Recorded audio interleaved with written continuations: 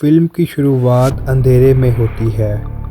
रात का वक्त होता है। जोसेफ एक चोर होता है और कत्ल करके भाग रहा होता है।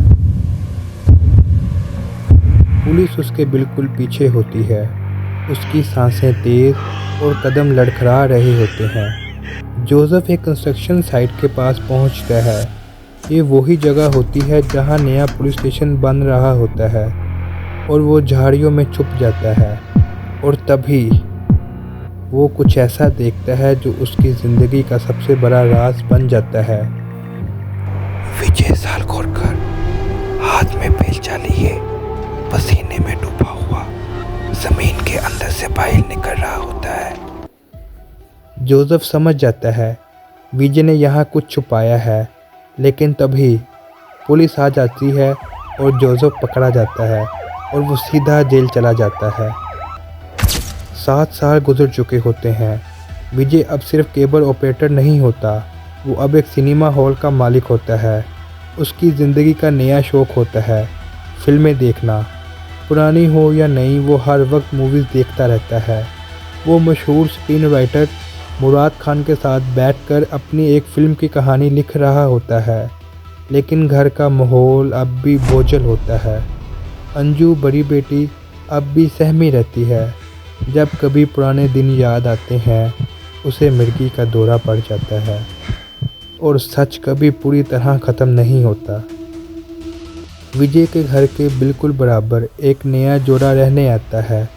शोहर जो कि शराबी होता है और बीवी जिसका नाम जैनी होता है बेचारी सी लगती है। नंदिनी को जैनी पर तरस आ जाता है और धीरे धीरे दोनों दोस्त बन जाती हैं, लेकिन जो दिख रहा होता है असल में वो होता नहीं। जैनी के घर के अंदर एक पूरा कंट्रोल रूम होता है। हर जगह माइक्रोफोन्स लगे होते हैं। जब भी विजय और नंदिनी अकेले में बात करते हैं पुलिस वो हर लफ्ज़ सुन रही होती है। जोसेफ जेल से छूट जाता है, उसे पैसों की ज़रूरत होती है। वो न्यूज़ देखता है कि आईजी मीरा देशमुख का बेटा अब भी लापता होता है। जोसेफ को सब याद आ जाता है। वो फ़ौरन पुलिस के पास जाता है और कहता है, मैंने 7 साल पहले विजय को पुलिस स्टेशन की बुनियाद से निकलते देखा था। और आईजी तरुण खन्ना को एक मौका मिल जाता है और वो केस दोबारा रीओपन कर देता है। पुलिस पूरा स्टेशन खाली करवा देती है। मीडिया का हजूम होता है और विजय अपनी फैमिली के साथ खड़ा होता है। उसके चेहरे पर साफ डर होता है।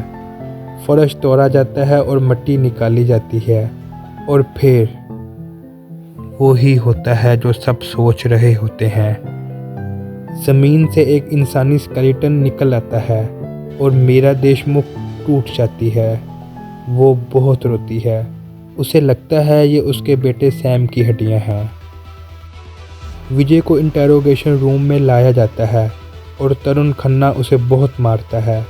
विजय देखता है कि उसकी बीवी और बेटियां भी लाई गई हैं और यहीं विजय टूट जाता है।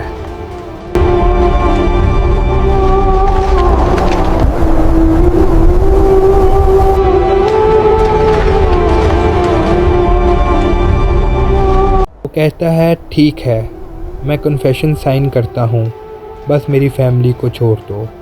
वो पूरा जुर्म कबूल कर लेता है और सबको लगता है विजय हार गया। लेकिन असली खेल यहीं से शुरू होता है। फ्लैशबैक दिखाया जाता है। विजय को 1 साल पहले ही पता चल चुका होता है कि पड़ोसी पुलिस वाले हैं। वो फोरेंसिक लैब के चौकीदार से दोस्ती करता है। जब स्केलेटन निकाला जाता है विजय अपने आदमी के ज़रिए असली स्केलेटन को बदल देता है। सैम की हड्डियों और किसी और लाश की हड्डियों के साथ तब्दील कर दी जाती हैं। डीएनए टेस्ट होता है और रिपोर्ट आती है और ये स्केलेटन सैम का है ही नहीं। कोर्ट में विजय का लॉयर मुराद खान का लिखा हुआ नॉवल पेश करता है। उस नॉवल की कहानी बिल्कुल वही होती है जो विजय ने कन्फेशन में लिखी होती है। विजय कहता है, मैंने तो फिल्म की स्क्रिप्ट लिखी थी, पुलिस ने वही स्क्रिप्ट कन्फेशन में बना दी। अब पुलिस के पास कोई सबूत नहीं होता और कन्फेशन फेक साबित हो जाता है। विजय मीरा और उसके हस्बैंड से एक सुनसान जगह पर मिलता है। वो कहता है मैंने जो किया अपने परिवार के लिए किया।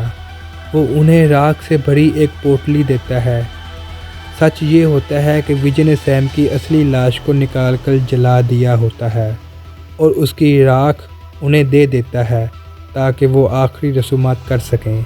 लेकिन विजय कभी नहीं बताता कि लाश पहले कहाँ थी, क्योंकि कुछ सच सिर्फ दफन रहने के लिए होते हैं।